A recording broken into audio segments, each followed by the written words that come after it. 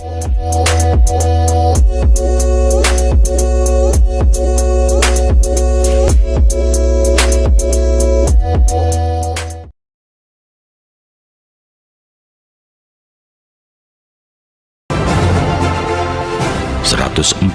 ajaran dan pemikiran Syekh Siti Jenar.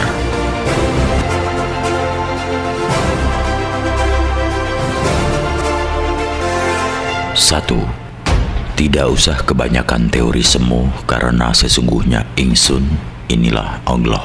Nyata ingsun yang sejati, bergelar Prabu Satmata, yang tidak ada lain kesejatiannya yang disebut sebangsa Allah. Dua, jika ada seseorang manusia yang percaya kepada kesatuan lain selain Allah Subhanahu wa Ta'ala, maka itu akan kecewa karena ia tidak akan memperoleh apa yang ia inginkan. Tiga, Allah itu adalah keadaanku, lalu mengapa kawan-kawanku sama memakai penghalang? Dan sesungguhnya aku ini adalah hak Allah pun tiada wujud dua. Saya sekarang adalah Allah, nanti Allah, zahir batin tetap Allah. Kenapa kawan-kawan masih memakai pelindung? 4.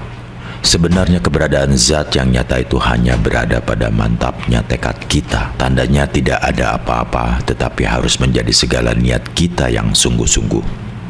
5. Tidak usah banyak bertingkah. Saya ini adalah Tuhan. Ya, betul-betul saya ini adalah Tuhan yang sebenarnya. Bergelar Prabu Satmata. Ketahuilah bahwa tidak ada Tuhan yang lain selain saya. 6. Saya ini mengajarkan ilmu untuk betul-betul dapat merasakan adanya kemanunggalan. Sedangkan bangkai itu selamanya tidak ada. Adapun yang dibicarakan sekarang adalah ilmu yang sejati yang dapat membuka tabir kehidupan. Dan lagi semuanya sama. Tidak ada tanda secara samar-samar bahwa benar-benar tidak ada perbedaan yang bagaimanapun. Saya akan tetap mempertahankan tegaknya ilmu tersebut. 7.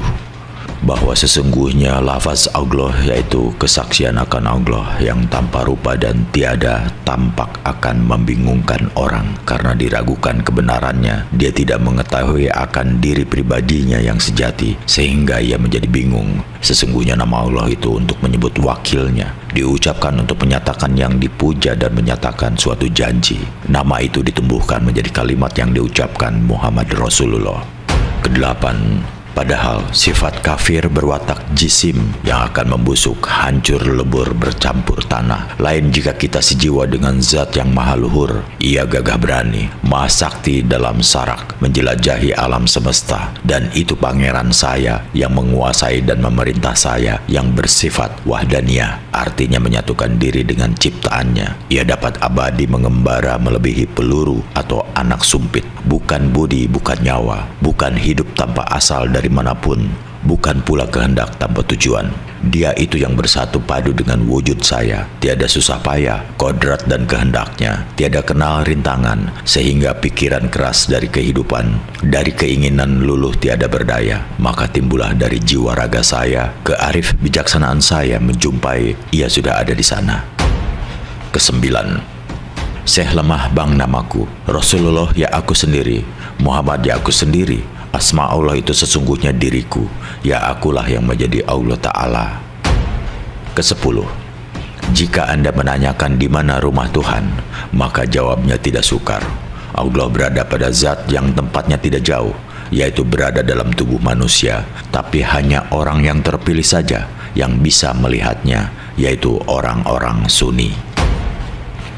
Kesebelas, rahasia kesadaran kesejatian kehidupan. Ya, ingsun ini kesejahteraan kehidupan. Engkau sejatinya Allah. Ya, ingsun sejati Allah, yaitu wujud yang berbentuk sejati itu. Sejatinya Allah. Sir atau rahasia itu Rasulullah. Lisan atau pengucap itu Allah. Jasad Allah badan putih tanpa darah. Sir Allah, rasa Allah, rahasia rasa kesejatian Allah. Ya, ingsun ini sejatinya Allah. Ke-12, adanya kehidupan itu karena pribadi. Demikian pula keinginan hidup itu pun ditetapkan oleh diri sendiri. Tidak mengenal roh yang melestarikan kehidupan. Tiada turut merasakan sakit ataupun lelah. Suka duka pun musnah karena tidak diinginkan oleh hidup. Dengan demikian, hidupnya kehidupan itu berdiri sendiri. 13, Zat Wajibul Maulana adalah yang menjadi pemimpin budi yang menuju ke semua kebaikan. Citra manusia hanya ada dalam keinginan yang tunggal. Satu keinginan saja belum tentu dapat dilaksanakan dengan tepat, apalagi dua. Nah, cobalah untuk memisahkan zat Wajibul Maulana dengan budi agar supaya manusia dapat menerima keinginan yang lain. 14. Yang widi, kalau dikatakan dalam bahasa di dunia ini, adalah bako, bersifat abadi, tanpa antara, tiada erat dengan sakit ataupun rasa tidak enak. Ia berada baik di sana maupun di sini, bukan ini, bukan itu, oleh tingkah yang banyak dilakukan dan yang tidak wajar. Menuruti raga adalah sesuatu yang baru. 15. Gagasan adanya badan halus itu mematikan kehendak manusia. Di manakah adanya Hyang Sukma? Kecuali hanya diri pribadi. Kelilingilah cakrawala dunia, membumbung ke langit yang tinggi. Selamilah dalam bumi sampai lapisan ketujuh. Tiada ditentukan wujud yang mulia. 16. Kemana saja sunyi senyap adanya, ke utara, selatan, barat, timur, dan tengah. Yang ada di sana hanya adanya di sini. Yang ada di sini bukan wujud saya. Yang ada dalam diriku adalah hampa dan sunyi. Isi dalam daging tubuh adalah isi perut yang kotor. Maka bukan jantung, bukan otak yang pisah dari tubuh. Laju pesat bagaikan anak panah lepas dari busur, menjelajah Mekah dan Madinah. 17.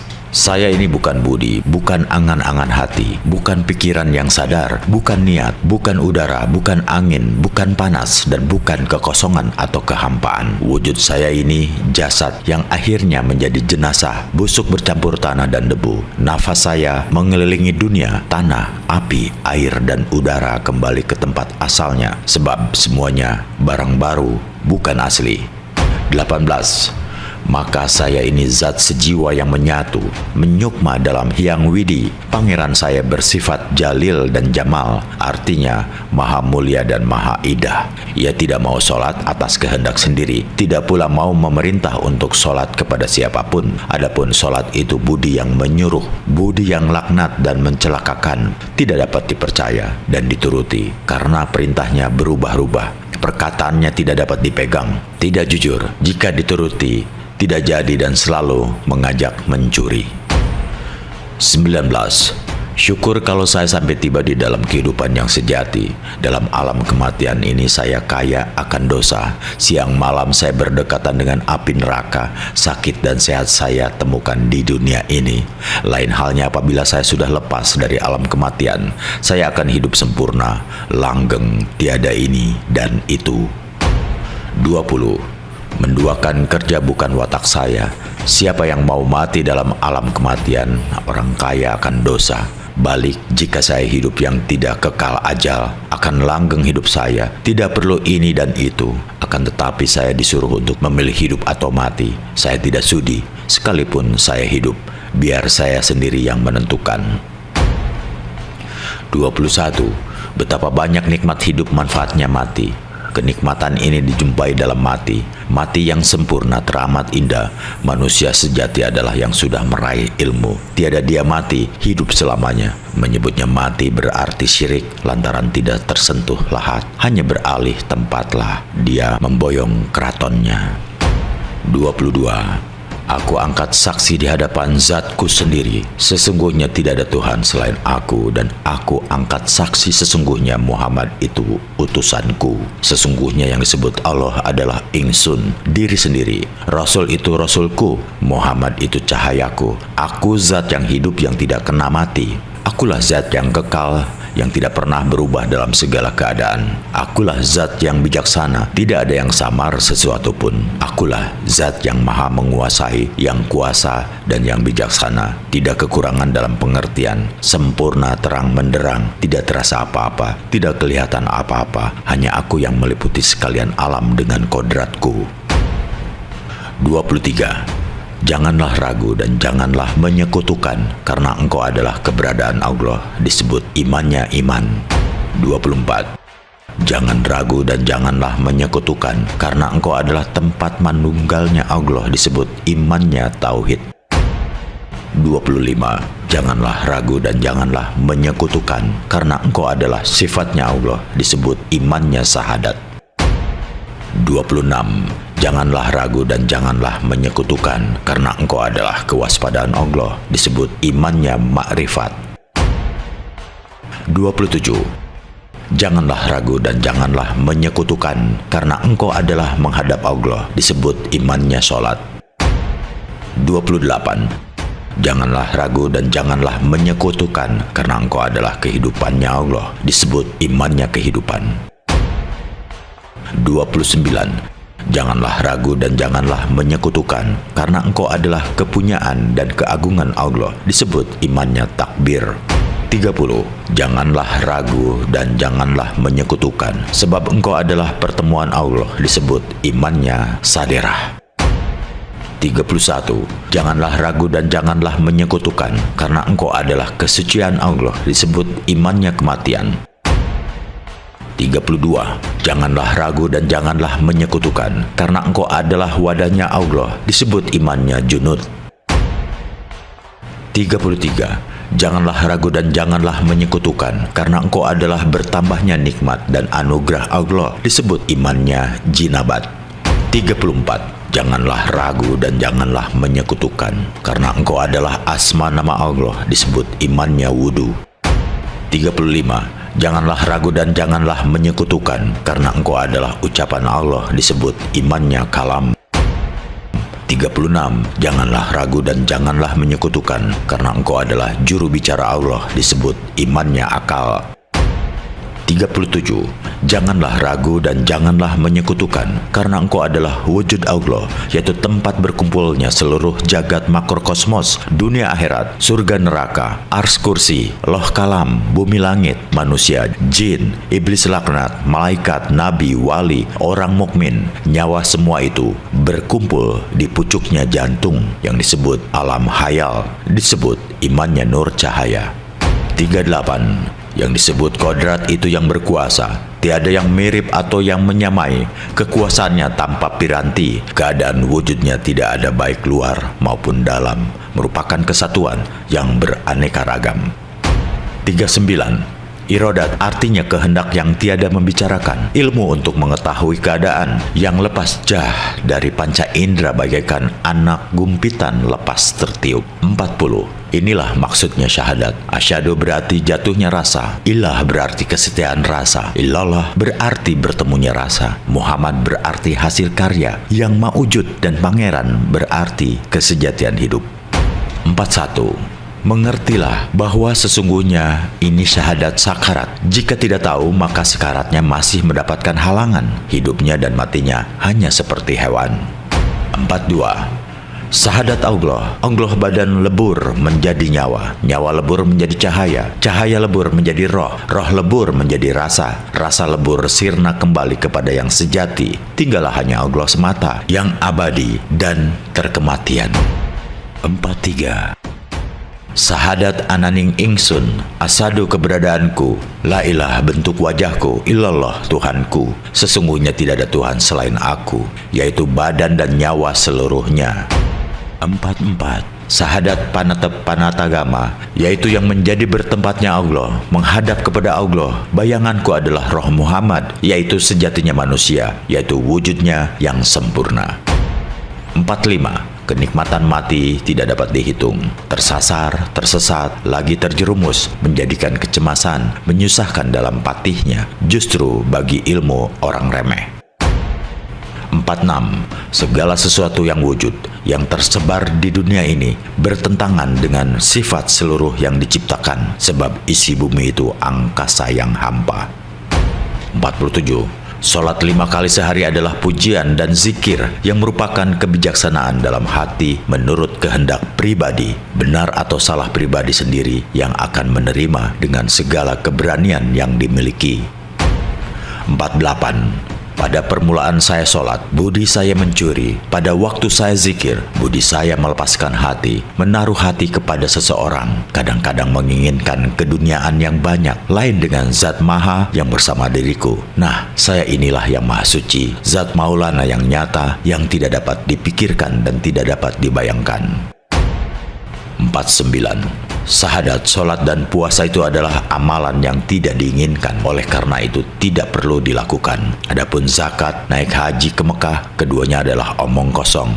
Itu semua adalah palsu dan penipuan terhadap sesama manusia. Menurut para aulia, bila manusia melakukannya, maka dia akan dapat pahala. Itu adalah omong kosong dan keduanya adalah orang yang tidak tahu.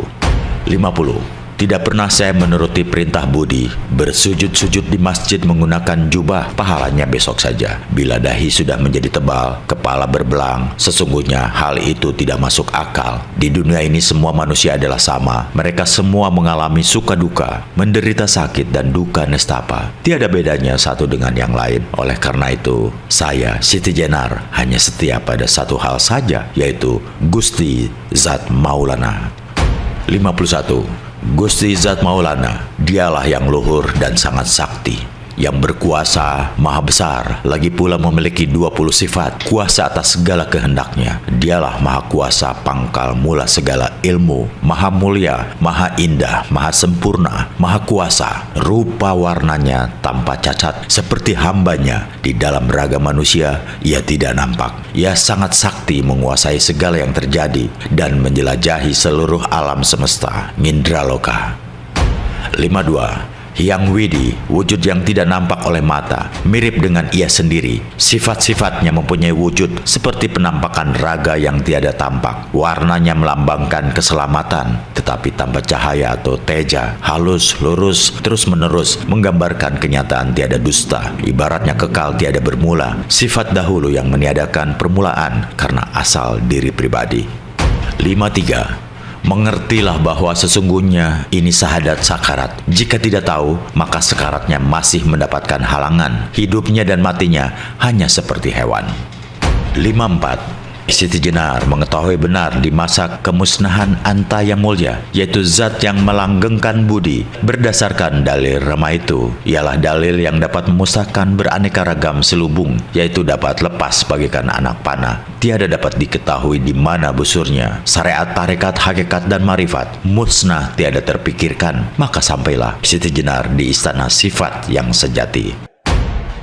55. Kematian ada dalam hidup, hidup ada dalam mati. Kematian adalah hidup selamanya yang tidak mati, kembali ke tujuan dan hidup langgeng selamanya. Dalam hidup ini adalah ada surga dan neraka yang tidak dapat ditolak oleh manusia. Jika manusia masuk surga, berarti ia senang. Bila manusia bingung, kalut, risih, muak, dan menderita, berarti ia masuk neraka. Maka kenikmatan mati tidak dapat dihitung. 56. Hidup itu bersifat baru dan dilengkapi dengan panca indera.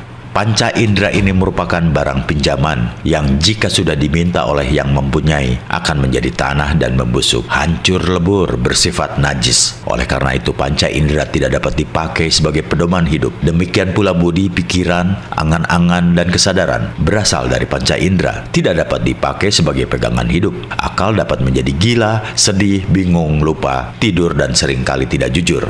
Akal itu pula yang siang malam mengajak kita berbuat dengki, bahkan merusak kebahagiaan orang lain. Dengki juga akan menimbulkan kejahatan, kesombongan yang pada akhirnya membawa manusia ke dalam kenistaan dan menodai citranya. Kalau sudah sampai demikian, parahnya manusia biasanya baru menyesali perbuatannya. 57. Apakah tidak tahu bahwa penampilan bentuk daging, urat tulang, dan sumsum bisa rusak? Dan bagaimana cara Anda memperbaikinya? Biarpun bersembahyang 1000 kali setiap harinya, akhirnya mati juga. Meskipun badan Anda tutupi, akhirnya kena debu juga. Tetapi jika penampilan bentuknya seperti Tuhan, apakah para wali dapat membawa pulang dagingnya? Saya rasa tidak dapat. Alam semesta ini adalah baru. Tuhan tidak akan membentuk dunia ini 2 kali dan juga tidak akan membuat tatanan baru. 58. Segala sesuatu yang terjadi di alam ini pada hakikatnya adalah perbuatan Allah. Berbagai hal yang dinilai baik maupun buruk pada hakikatnya adalah dari Allah juga. Jadi sangat salah besar bila ada yang menganggap bahwa yang baik itu dari Allah dan yang buruk adalah dari selain Allah.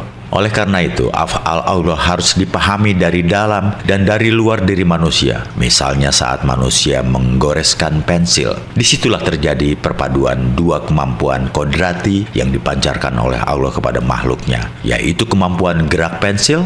Tanah yang terlempar dari tangan seseorang itu adalah berdasarkan kemampuan kodrati gerak tangan seseorang. Maksudnya, bukanlah engkau yang melempar, melainkan Allah yang melempar ketika engkau melempar. 59. Di dunia ini kita merupakan mayat-mayat yang cepat juga akan menjadi rusak dan bercampur tanah. Ketahuilah juga bahwa apa yang dinamakan kaula Gusti tidak berkaitan dengan seorang manusia biasa. Dengan seorang manusia biasa seperti yang lain-lain. Kaula dan Gusti itu sudah ada dalam diriku. Siang dan malam tidak dapat memisahkan diriku dari mereka. Tetapi hanya untuk saat ini nama kaula Gusti itu berlaku, yaitu selama saya mati. Nanti kalau saya sudah hidup lagi, Gusti dan kaula lenyap, yang tinggal hanya hidupku sendiri. Ketentraman langgeng dalam Anda sendiri. Bila kamu belum menyadari kata-kataku, maka dengan tepat dapat dikatakan bahwa kamu masih terbenam dalam masa kematian. Di sini memang terdapat banyak hiburan macam warna, lebih banyak lagi hal-hal yang menimbulkan hawa nafsu. Tetapi kau tidak melihat bahwa itu hanya akibat panca indera. Itu hanya impian yang sama sekali tidak mengandung kebenaran dan sebentar lagi akan cepat lenyap. Gilalah orang yang terikat padanya. Saya tidak merasa tertarik, tidak sudi tersesat dalam kerajaan kematian. Satu-satunya yang kuusahakan adalah kembali kepada kehidupan. 60. Bukan kehendak, angan-angan, bukan ingatan, pikir atau niat, hawa nafsu pun bukan juga kekosongan atau kehampaan. Penampilanku bagai mayat baru. Andai menjadi Gusti, jasadku dapat busuk bercampur debu. Nafsu terhembus ke segala penjuru dunia, tanah, api, air, kembali sebagai asalnya, yaitu kembali menjadi baru. 61. Bumi, langit, dan sebagainya adalah kepunyaan seluruh manusia. Manusialah yang memberi nama. Buktinya sebelum saya lahir, tidak ada. 62. Sesungguhnya pada hakikatnya tidak ada perbedaan antara ajaran Islam dengan Siwa Buddha. Hanya nama, bahasa, serta tatanan yang berbeda. Misalnya dalam Siwa Buddha dikenal yang maha baik dan pangkal keselamatan. Sementara dalam Islam kita mengenal Allah Al-Jamal dan As-Salam. Jika Siwa dikenal sebagai pangkal penciptaan yang dikenal dengan Brahmana, maka dalam Islam kita mengenal Al-Holik. Siwa sebagai penguasa makhluk disebut Prajapati. Maka dalam Islam kita mengenal Al-Maliku Al-Mulki. Jika Siwa Maha Pemurah dan Pengasih disebut Sankara, maka dalam Islam kita mengenal Ar-Rahman dan Ar-Rahim. 63. Kehilangan adalah kepedihan. Berbahagialah engkau, wahai musafir papa, yang tidak memiliki apa-apa, maka tidak akan pernah kehilangan apa-apa. 64. Jika engkau kagum kepada seseorang yang engkau anggap wali Allah, jangan engkau terpancang pada kekaguman akan sosok dan perilaku yang diperbuatnya. Sebab saat seseorang berada pada tahap kewalian, maka keberadaan dirinya sebagai manusia telah lenyap, tenggelam ke dalam al-wali. 65. Kewalian bersifat terus-menerus. Hanya saja saat tenggelam dalam al-wali berlangsungnya cuma beberapa saat. Dan saat tenggelam ke dalam al-wali itulah sang wali benar-benar menjadi pengejawantahan al-wali. Lantaran itu sang wali memiliki kekeramatan yang tidak bisa diukur dengan akal pikiran manusia, di mana karomah itu sendiri pada hakikatnya pengejawantahan al-wali. Dan lantaran itu pula yang dinamakan karomah adalah sesuatu di luar kehendak sang wali pribadi. Semua itu semata-mata kehendaknya mutlak. 66. Kekasih Allah itu ibarat cahaya. Jika ia berada di kejauhan, kelihatan sekali terangnya. Namun, jika cahaya itu didekatkan ke mata, mata kita akan silau dan tidak bisa melihatnya dengan jelas. Semakin dekat cahaya itu ke mata, maka kita akan semakin buta tidak bisa melihatnya. 67. Engkau bisa melihat cahaya kewalian pada diri seseorang yang jauh darimu, namun engkau tidak bisa melihat cahaya kewalian yang memancar dari diri orang-orang terdekat denganmu. 68. Saya hanya akan memberi sebuah petunjuk yang bisa digunakan untuk meniti jembatan Shiratal Mustaqim, ajaib ke arahnya. Saya katakan ajaib karena jembatan itu bisa menjauhkan sekaligus mendekatkan jarak mereka yang meniti dengan tujuan yang hendak dicapai. 69. Bagi kalangan awam, istighfar lazimnya dipahami sebagai upaya memohon ampun kepada Allah sehingga mereka memperoleh pengampunan. Tetapi bagi para salik, istighfar adalah upaya pembebasan dari belenggu kekakuan kepada Allah sehingga memperoleh ampun yang menyikap tabir goib yang menyelubungi manusia. Sesungguhnya di dalam Asma Al-Ghafar terangkum makna Maha Pengampun dan juga Maha Menutupi, Maha Menyembunyikan, dan Maha Menyelubungi. 70. Semua itu terikat, itu benar. Hanya nama dan caranya saja yang berbeda. Justru cara itu menjadi salah satu sesat ketika sang salik melihat terlalu tinggi cara yang diikutinya sehingga menafikan cara yang lain. 71. Semua rintangan manusia itu berjumlah 7 karena kita adalah makhluk yang hidup di atas permukaan bumi. Allah membentangkan 7 lapis langit yang kokoh di atas kita, sebagaimana bumi pun berlapis 7 dan samudra pun berlapis 7, bahkan neraka berlapis 7. Tidakkah Anda ketahui bahwa surga pun berjumlah 7? Tidakkah Anda ketahui bahwa dalam beribadah kepada Allah, manusia diberi piranti 7 ayat yang diulang-ulang dari Al-Quran untuk menghubungkan dengannya? Tidakkah Anda sadari bahwa saat Anda sujud, anggota badan Anda yang menjadi tumpuan? 72. Di dunia manusia mati, siang malam manusia berpikir dalam alam kematian,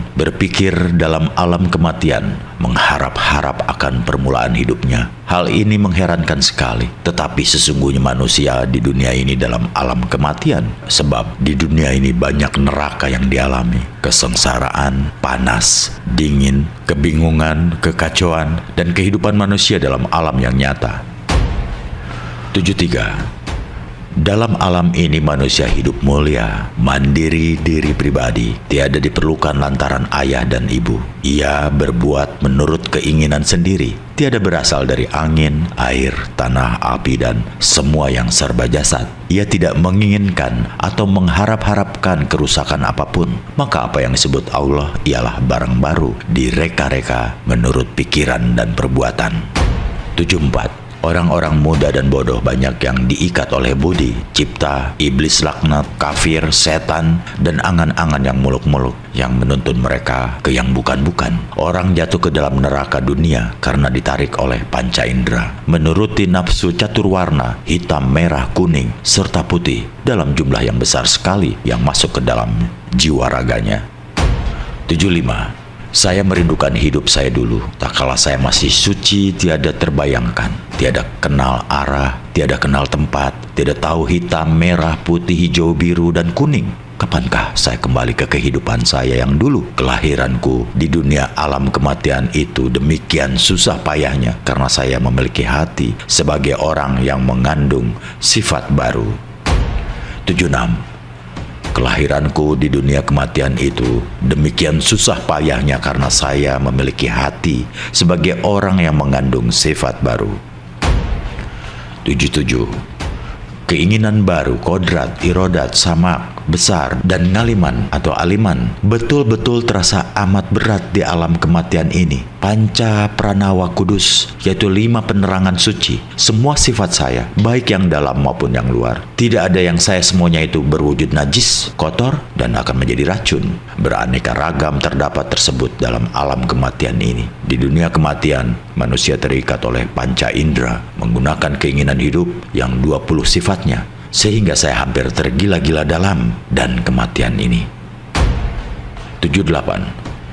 Hidup itu bersifat baru dan dilengkapi dengan panca indera. Panca indera ini merupakan barang pinjaman yang jika sudah diminta oleh yang mempunyai akan menjadi tanah dan membusuk, hancur lebur, bersifat najis. Oleh karena itu panca indera tidak dapat dipakai sebagai pedoman hidup. Demikian pula budi, pikiran, angan-angan, dan kesadaran berasal dari panca indera, tidak dapat dipakai sebagai pandangan hidup. Akal dapat menjadi gila, sedih, bingung, lupa, tidur, dan seringkali tidak jujur. Akal itu pula yang siang malam mengajak kita berbuat dengki, bahkan merusak kebahagiaan orang lain. Dengki juga akan menimbulkan kejahatan, kesombongan, yang pada akhirnya membawa manusia ke dalam kenistaan dan menodai citranya. Kalau sudah sampai sedemikian parahnya, manusia biasanya baru menyesali perbuatannya.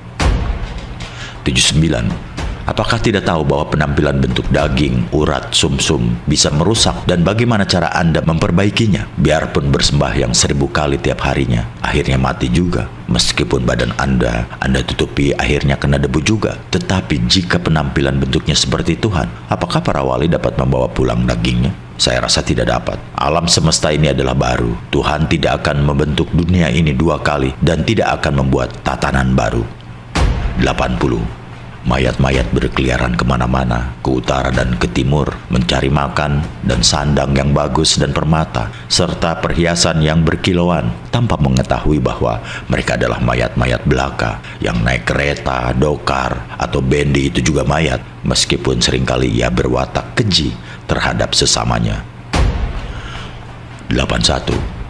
Orang yang dihadapi oleh hamba sahayanya, duduk di kursi, kaya raya, mempunyai tanah dan rumah yang mewah. Mereka sangat senang dan bangga. Apakah ia tidak tahu bahwa semua benda yang terdapat di dunia akan musnah menjadi tanah? Meskipun demikian, ia bersifat sombong lagi congkak.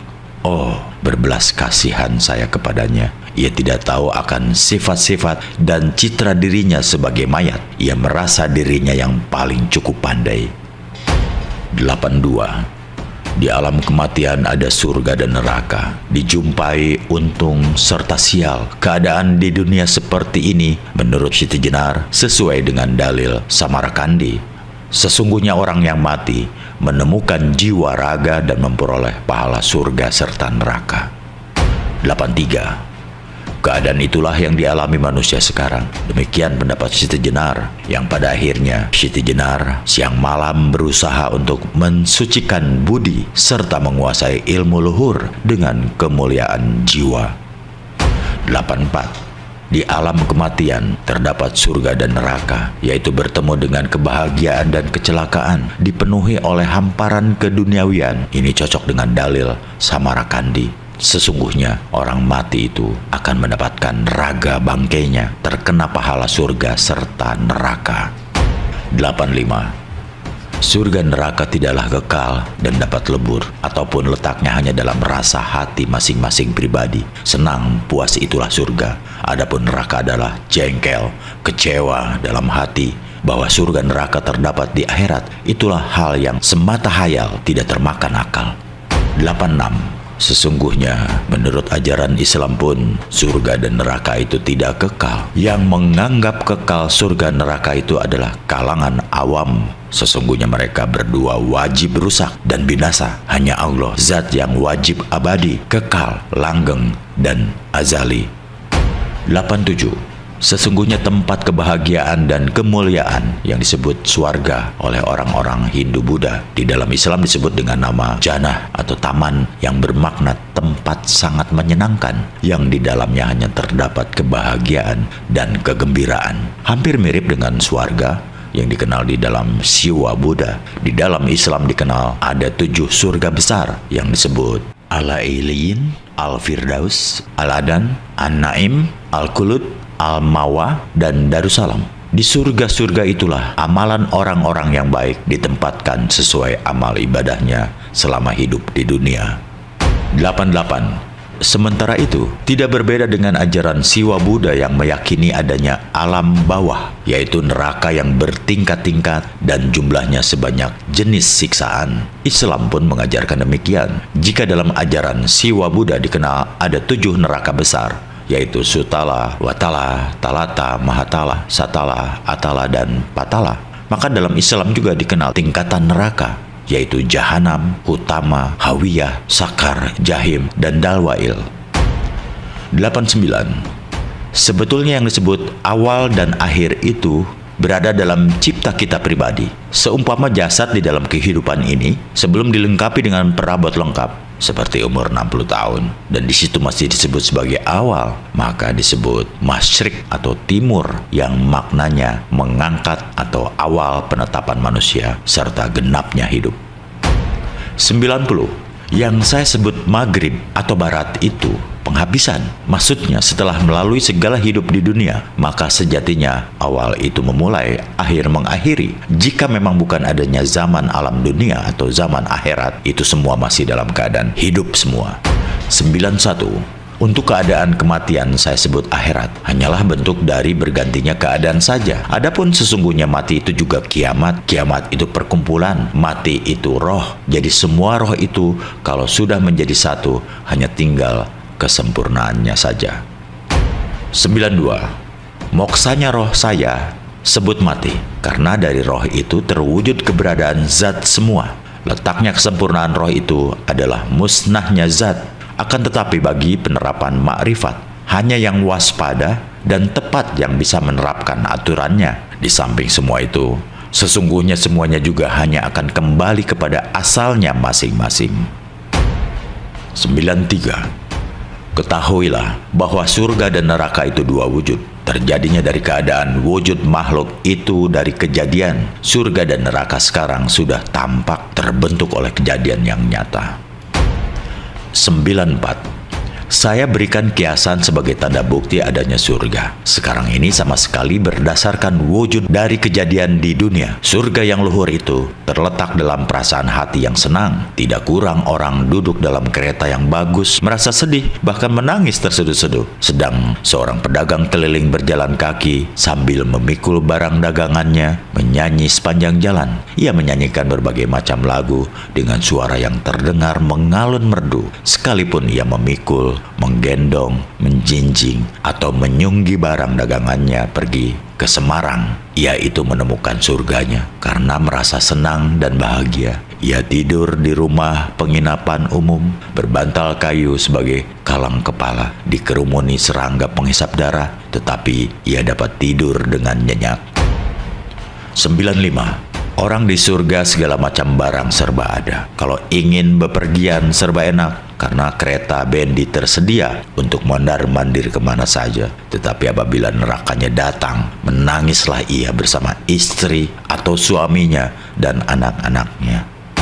96. Manusia yang sejati itu adalah yang mempunyai hak dan kekuasaan Tuhan yang Maha Kuasa, serta mandiri diri pribadi. Sebagai hamba, ia menjadi sukma, sedang hiang sukma menjadi nyawa. Hilangnya nyawa bersatu padu dengan hampa dan kehampaan ini meliputi alam semesta. 97. Adanya Allah karena zikir, sebab dengan berzikir orang menjadi tidak tahu akan adanya zat dan sifat-sifatnya. Nama untuk menyebut Hyang Manon, yaitu yang Maha Tahu, menyatukan diri hingga lenyap dan terasa dalam pribadi. Ya, dia ya saya. Maka dalam hati timbul gagasan bahwa ia yang berzikir menjadi zat yang mulia dalam alam kelanggengan yang masih di dunia ini. Dimanapun sama saja, hanya manusia yang ada. Allah yang dirasakan adanya waktu orang berzikir. Tidak ada jadi gagasan yang palsu, sebab pada hakikatnya adanya Allah yang demikian itu hanya karena nama saja. 98. Manusia yang melebihi sesamanya memiliki 20 sifat, sehingga dalam hal ini antara agama Hindu, Buddha, Jawa, dan Islam sudah campur. Di samping itu roh dan namanya sudah bersatu. Jadi tidak ada kesukaran lagi mengerti akan hal ini dan semua sangat mudah dipahami. 99. Manusia hidup dalam alam dunia ini hanya menghadapi dua masalah yang saling berpasangan, yaitu baik buruk berpasangan dengan kamu, hidup berjodoh dengan mati, Tuhan berhadapan dengan hambanya. 100. Orang hidup tiada merasakan ajal, orang berbuat baik tiada merasakan berbuat buruk, dan jiwa luhur tiada bertempat tinggal. Demikianlah pengetahuan yang bijaksana yang meliputi cakrawala kehidupan, yang tiada berusaha mencari kemuliaan kematian. Hidup terserah kehendak masing-masing. 101. Keadaan hidup itu berupa bumi, angkasa, samudra, dan gunung seisinya, semua yang tumbuh di dunia, udara dan angin yang tersebar di mana-mana, matahari dan bulan menyusup di langit, dan keberadaan manusia sebagai yang terutama. 102. Allah bukan Johor Manik, yaitu Ratna Mutmanikam, bukan jenazah dan rahasia yang gaib. Syahadat itu kepalsuan. 103. Akhirat di dunia ini tempatnya, hidup dan mati pun hanya di dunia ini. 104. Bayi itu berasal dari desakan. Setelah menjadi tua, menuruti kawan. Karena terbiasa waktu kanak-kanak berkumpul dengan anak. Setelah tua berkumpul dengan orang tua. Berbincang-bincanglah mereka tentang nama sunyi hampa. Saling bohong-membohongi. Meskipun sifat-sifat dan wujud mereka tidak diketahui. 105. Takdir itu tiada kenal mundur, sebab semuanya itu ada dalam kekuasaan yang murba wasesa, yang menguasai segala kejadian. 106. Orang mati tidak akan merasakan sakit. Yang merasakan sakit itu hidup yang masih mandiri dalam raga. Apabila jiwa saya telah melakukan tugasnya, maka dia akan kembali ke alam aning anung, alam yang tentram bahagia, aman damai dan abadi. Oleh karena itu, saya tidak takut akan bahaya apapun. 107. Menurut pendapat saya, yang disebut ilmu itu adalah segala sesuatu yang tidak kelihatan oleh mata. 108. Mana ada yang maha suci, baik di dunia maupun di akhirat sunyi. Yang ada saya pribadi. Sesungguhnya besok saya hidup seorang diri tanpa kawan yang menemani. Disitulah Zatullah mesra bersatu menjadi saya. 109. Karena saya di dunia ini mati, luar dalam saya sekarang ini, yang di dalam hidupku besok, yang di luar kematianku sekarang.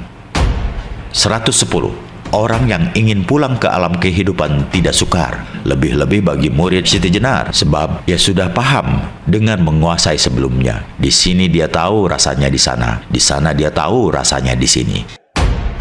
111. Tiada bimbang akan manunggalnya sukma. Sukma dalam keheningan tersimpan hati sanubari. Terbukalah tirai, tak lain antara sadar dan tidur. Ibarat keluar dari mimpi, menyusupi rasa jati. 112. Manusia tidak boleh memiliki daya atau keinginan yang buruk dan jelek. 113. Manusia tidak boleh berbohong. 114. Manusia tidak boleh mengeluarkan suara yang jorok, buruk, saru, tidak enak didengar, dan menyakiti orang lain. 115. Manusia tidak boleh memakan daging atau hewan darat, udara, ataupun air. 116. Manusia tidak boleh memakan nasi kecuali yang terbuat dari bahan jagung. 117. Manusia tidak boleh mengkhianati terhadap sesama manusia. 118. Manusia tidak boleh meminum air yang tidak mengalir. 119. Manusia tidak boleh membuat dengki dan iri hati. 120. Manusia tidak boleh membuat fitnah. 121. Manusia tidak boleh membunuh seluruh isi jagat. 122. Manusia tidak boleh memakan ikan atau daging dari hewan yang rusuh, tidak patut, tidak bersisik, atau tidak berbulu. 123. Bila jiwa badan lenyap, orang menemukan kehidupan dalam sukma yang sungguh nyata dan tanpa bandingan. Ia dapat diumpamakan dengan isinya buah kamumu. Pramana menampilkannya, manunggal dengan asalnya, dan dilahirkan olehnya. 124. Tetapi yang kau lihat, yang nampaknya sebagai sebuah boneka penuh mutiara bercahaya indah, yang memancarkan sinar-sinar bernyala-nyala, itu dinamakan pramana. Pramana itu kehidupan badan. Ia manunggal dengan badan, tetapi tidak ambil bagian dalam suka dan dukanya. Ia berada di dalam badan. 125. Tanpa turut tidur dan makan, tanpa menderita kesakitan atau kelaparan, bila ia terpisah dari badan, maka badan ikut tertinggal tanpa daya, lemah. Pramana itulah yang mampu mengemban rasa, karena ia dihidupi oleh sukma. Kepadanya diberi anugerah mengemban kehidupan yang dipandang sebagai rahasia rasanya zat. 126. Penggosokan terjadi karena digerakkan oleh angin. Dari kayu yang menjadi panas muncullah asap, kemudian api. Api maupun asap keluar dari kayu. Perhatikanlah saat permulaan segala sesuatu. Segala yang dapat diraba dengan panca indera keluar dari yang tidak kelihatan tersembunyi. 127. Ada orang yang menyepi di pantai. Mereka melakukan konsentrasi di tepi laut. Bukan dua hal yang mereka pikirkan, hanya pencipta semesta alam yang menjadi pusat perhatiannya. Karena kecewa belum dapat berjumpa dengannya, maka mereka lupa makan dan tidur. 128. Badan jasmani disebut cermin lahir karena merupakan cermin jauh dari apa yang dicari dalam mencerminkan wajah dia yang berpaes. Cermin batin jauh lebih dekat. 129. Siang malam terus-menerus mereka lakukan sholat. Dengan tiada hentinya terdengarlah pujian dan zikir mereka. Dan kadang mereka mencari tempat lain dan melakukan konsentrasi di kesunyian hutan. Luar biasalah usaha mereka. Hanya penciptalah yang menjadi pusat pandangannya. 130. Badan cacat kita cela, keutamaan kerendahan hati kita puji, tetapi keadaan kita ialah digerakkan dan didorong oleh sukma, tetapi sukma tidak nampak, yang nampak hanya badan. 131. Cermin batin itu bukanlah cermin yang dipakai orang-orang biasa. Cermin ini sangat istimewa karena mendekati kenyataan. Bila kau mengetahui badan yang sejati, itulah yang dinamakan kematian terpilih. 132.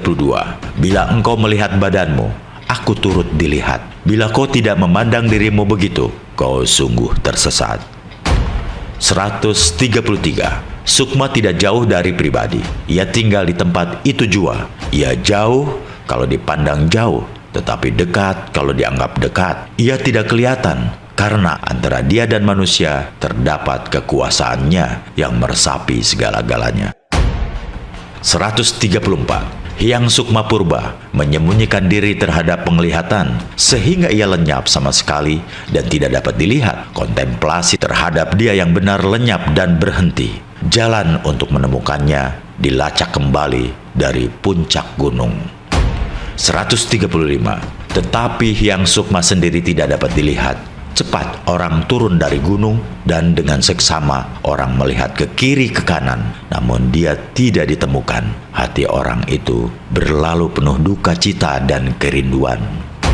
136. Hendaklah waspada terhadap penghayatan Roroning Atunggil agar tiada ragu terhadap bersatunya sukma. Penghayatan ini terbuka di dalam penyepian, tersimpan di dalam kolbu. Adapun proses terungkapnya tabir penutup alam gaib, laksana terlintasnya dalam kantuk bagi orang-orang yang sedang mengantuk. Penghayatan gaib itu datang laksana lintasan mimpi. Sesungguhnya orang yang telah menghayati semacam itu berarti telah menerima anugerah Tuhan kembali ke alam sunyi. Tiada menghiraukan kesenangan duniawi. Yang Maha Kuasa telah mencakup pada dirinya. Dia telah kembali ke asal mulanya. 137. Mati raga orang-orang ulama yang mengundurkan diri di dalam kesunyian hutan ialah hanya memperhatikan yang satu itu tanpa membiarkan pandangan mereka menyimpang. Mereka tidak menghiraukan kesukaran tempat tinggal mereka. Hanya dialah yang melindungi badan hidup mereka yang diperlihatkan. Tidak ada sesuatu yang lain yang mereka pandang, hanya Sang Penciptalah yang mereka perhatikan. 138. Yang menciptakan mengemudi dunia adalah tanpa rupa atau suara. Kalbu manusia yang dipandang sebagai wismanya, carilah dia dengan sungguh-sungguh. Jangan sampai pandanganmu terbelah menjadi dua. Peliharalah baik-baik iman kepercayaanmu dan tolaklah hawa nafsumu. 139. Bila kau masih menyembah dan memuji Tuhan dengan cara biasa, kau baru memiliki pengetahuan yang kurang sempurna. Jangan tersenyum seolah-olah kau sudah mengerti. Bila kau belum mengetahui ilmu sejati, itu semua hanya berupa tutur kata. Adapun kebenaran sejati adalah meninggalkan sembah dan pujian yang diungkapkan dengan kata-kata. 140. Sembah dan puji sempurna adalah tidak memandang lagi adanya Tuhan, serta mengenai adanya sendiri tidak lagi dipandang. Papan tulis dan tulisan sudah lebur, kualitas tak ada lagi, adamu tak dapat diubah. Lalu apa yang masih kau pandang? Tidak ada lagi sesuatu, maklumlah.